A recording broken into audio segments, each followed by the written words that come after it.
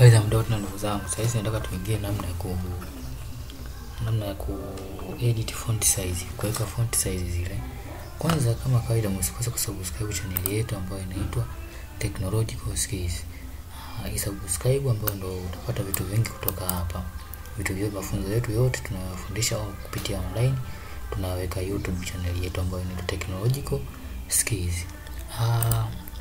Kama kawaida tunaendelea na namna yetu ambayo kuedit hizi font size, yani muonekano ule wa nani. Baada kuna nitaingia kama kawaida kuifungua ile yani kazi yetu, nitaingia hapa. Kisha nitaingia hapa. Nitaingia hii hapa kazi yetu ambayo tunaendelea nayo hii. Kwa hiyo hapa tutakuwa na font size. Font size kwa mfano kama hii muonekano, huu muonekano. Sasa tunataka tuziadi hizi. Tunafanyaje hapa? Hizi ni font size zote zinahusika na masuala ya font size. Hizi hapa ni arrangement.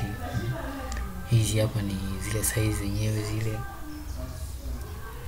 Kwa hiyo kwenye font size ni hizi hapa. Hizi ndio font size tunakuwa tunaziangalia. Nitai highlight. Kwa highlight kuna namna nyingi. Naweza nikafanya control A. Hii nimesha highlight. Alafu ninakuja hapa kwenye size.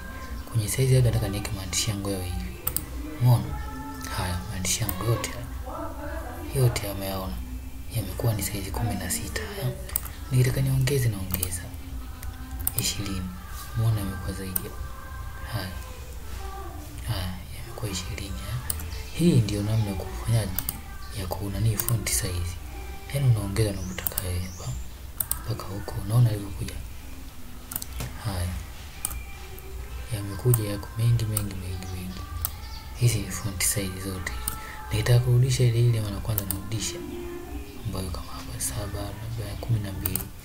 Naweka 12 hapo. Umeona